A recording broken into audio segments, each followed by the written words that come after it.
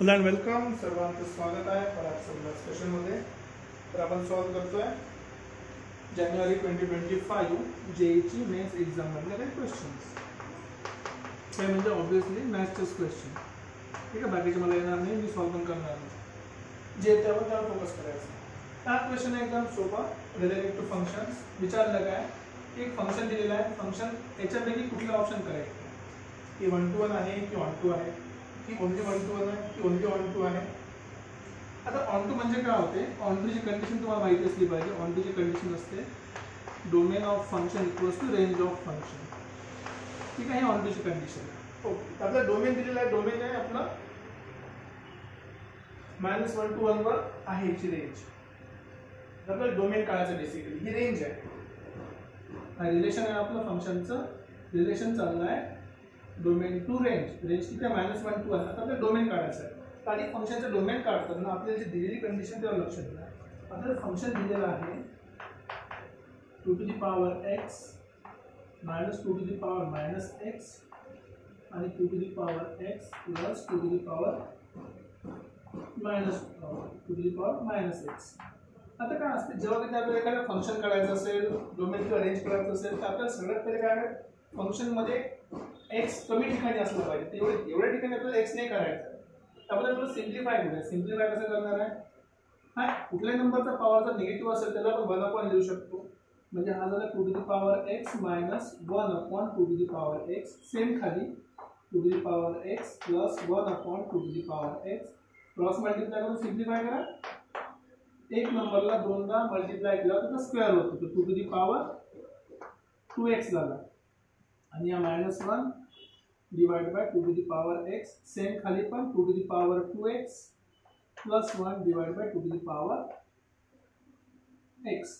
दोन्ही ठिकाणी डिनॉमिनेटर आहे, कॅन्सल. तर बेसिकली बघा तर फंक्शन काय मिळालं, function f of x equals to वरती मला मिळालं आहे 2 to the power 2x -1 खाली 2 to the power 2x plus 1. आता जर मला सिम्प्लिफाय करायचं म्हटलं आणखी करू शकतो, मग तो वरती +1 करायचा आणखी -1 करायचा.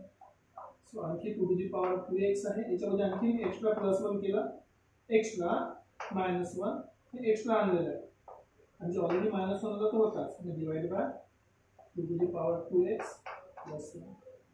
सिम्प्लिफाय करायचं कारण काय, की आपल्याला कमी करायची व्हॅल्यूज. काय कमी करायचे, x चे पॉवर. इथे दोन ठिकाणी होतं ना, आता हा सेपरेट करून मी कॅन्सल करू शकतो.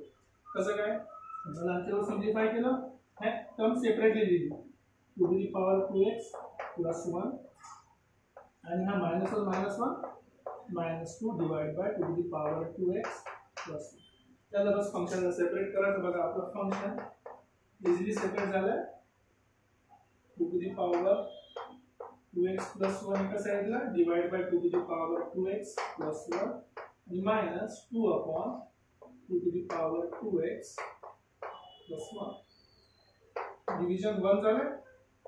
सो बेसिकली आपलं फंक्शन झालं आता 1 -2 upon 2 to the power 2x plus 1. हे आपलं फंक्शन राईट. आता इझी काम करायचं आपल्याला. काय काम करायचं, इझी डोमेन काढायचं. रेंज आता ऑलरेडी दिलेली आहे, आता आपल्याला फक्त काय करायचं आहे, डोमेन काढायचं. तर आपण डोमेनवर फोकस करू. ठीक आहे, तर आपल्याला फंक्शन तर भेटलं. आता डोमेन रेंज काढणं करू शकतो. आता कुठल्याही केसमध्ये डिनॉमिनेटर 0 होत नाही. कुठल्याही केसमध्ये डिनॉमिनेटर 0 होत नाही. हे कुठलं फंक्शन आहे, दिस इज एक्सपोनेन्शियल.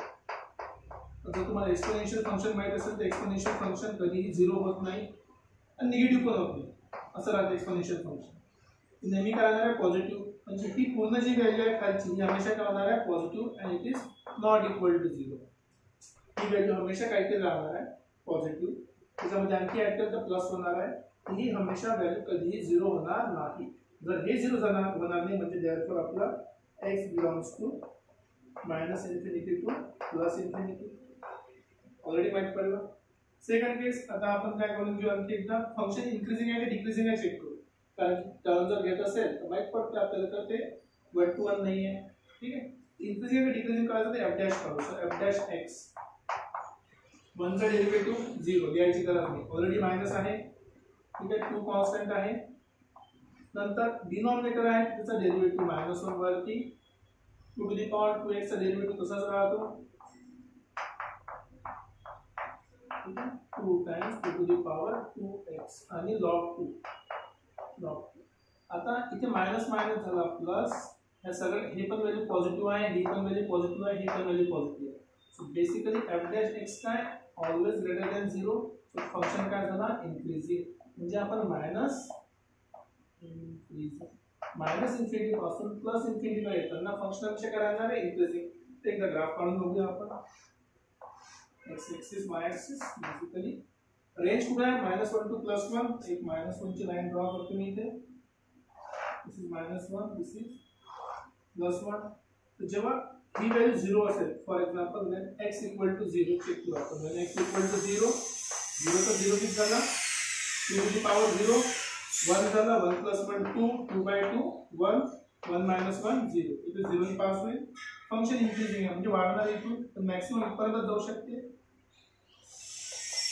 ठीक आहे बघा हे आपलं फंक्शन आहे तुम्ही पुढे लाइन ड्रॉ करा it is always 1 to 1 domain अलग आहे रेंज अलग आहे बेसिकली फंक्शन काय आपला 1 to 1 आणि 1 to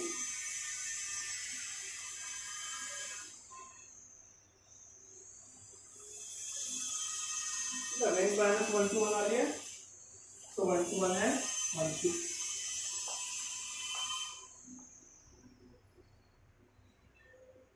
हे आपला फंक्शनचा आन्सर राइट इजी क्वेश्चन होता नेक्स्ट क्वेश्चन बघूया ठीक आहे यात काही सांगायची जर गोष्ट असते इम्पॉर्टंट मेन म्हणजे हा ग्राफ आहे हा ग्राफ आपल्याला सांगतो फंक्शन काय 1 to 1 आहे याची रेंज पण किती आली -1 to 1 आलेली आहे रेंज कळायचं तुम्ही काढू शकता इन्फिनिटी पुट करा कुठेतरी समजा इथे पुट करता ओरिजिनल फंक्शन मध्ये इथे जर मी इन्फिनिटी पुट केला हा 0 झाला 2/2 +1 माइनस इन्फिनिटी पुट केला तर हा 0 झाला -2/2 -1 तर याची पण रेंज किती आहे -1 to +1 म्हणजे हे जे रिलेशन डिफाइन केलं आहे रियल किंवा फंक्शन डिफाइन केलं आहे रियल नंबर पासून -1 to 1 पर्यंत तर डोमेन पण रियल नंबर आहे आणि रेंज पण -1 to 1 range equal domain equals to range भेटला आपल्याला या केस मध्ये आपण काय भेटलं इथे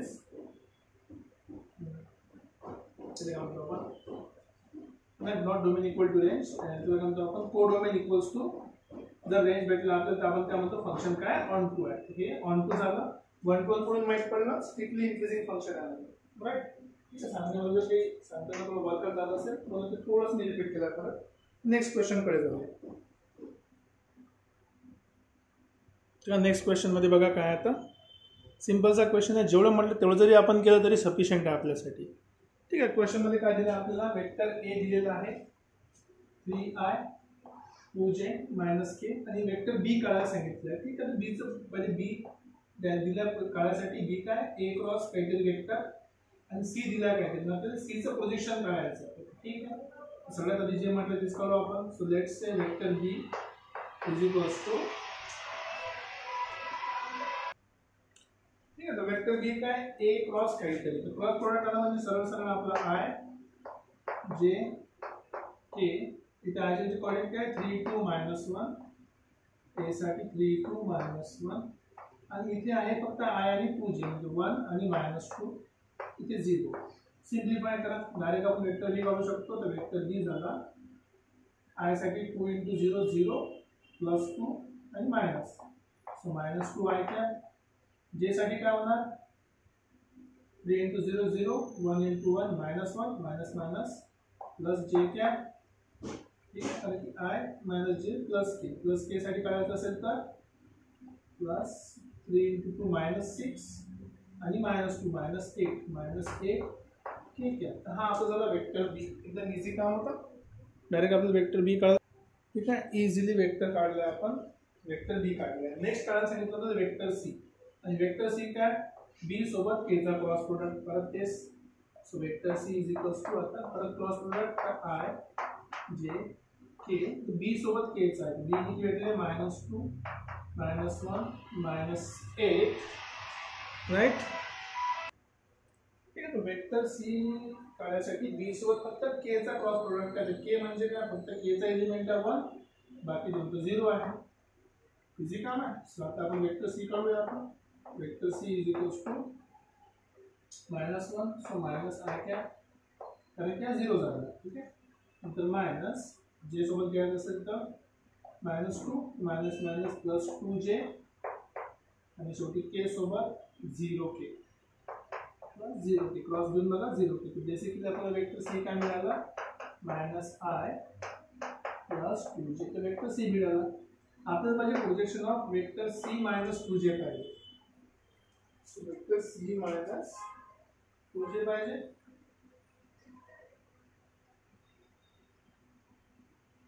C minus 2j on A vector C minus 2j काढू. वेक्टर सी माइनस 2j किती झालं. वेक्टर सी किती आहे minus I plus 2j minus 2j आपला वेक्टर सी होतं. Plus 2j minus 2j cancel. Basically minus I भेटला तर याचा पोझिशन करायचं आहे वेक्टर ए वर. सो वेक्टर ए आपल्याला दिलेला आहे. So minus I into vector A किती आहे 3i cap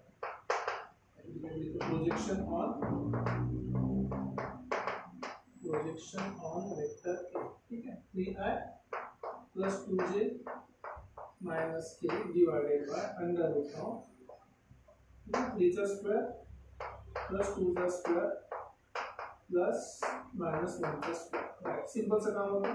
so i into i हा झाला मॉड्यूलस प्रोजेक्शन म्हणजे मॉड्यूलस i into i करना -3 j नहीं है k नहीं है सगळं 0 झालं. 3 चा स्क्वेअर 9 2 चा स्क्वेअर 4 -1 चा स्क्वेअर 1. सो बेसिकली हा भेटला 3/√14 किंवा दोन्ही साइडला आपण रॅशनलाइज करू द्या. असं कोणतं ऑप्शन नाही आहे. सो √14 ने मल्टिप्लाय केला आपण दोन्ही साइडला आपल्याला मिळाला answer finally 3√14 divide by 14 root cancel हे आपला आंसर. तो ऑप्शन डी तो option number 4 is the correct answer. आता जेव्हा कधी प्रोजेक्शनची गोष्ट आली ना जस्ट सांगायसाठी सांगितलं प्रोजेक्शन मध्ये काय असते जो आपला वेक्टर आहे त्याचं प्रोजेक्शन काय आहे तो ज्या वेक्टरच्या डायरेक्शन मध्ये जायचा त्याचं unit vector. So basically vector a into mod a म्हणजे हा आपला जो वेक्टर होता इथे c minus 2j into unit vector कशाचा वेक्टर a चा युनिट वेक्टर हे करायचं होतं. पोझिशन फक्त आपल्याला डिस्टन्स सांगायचं असं तर आपण तिचं काय देतो मॉड्युलस. अशा प्रकारे हा सिंपल सा क्वेश्चन आपण इझिली सॉल्व करू शकतो. हे डाऊट असेल तुम्ही कमेंट सेक्शन मध्ये मला सांगू शकता. परत भेटूया पुढच्या लेक्चर मध्ये आणखी 2 नवीन क्वेश्चन सोबत. Till then take care bye bye.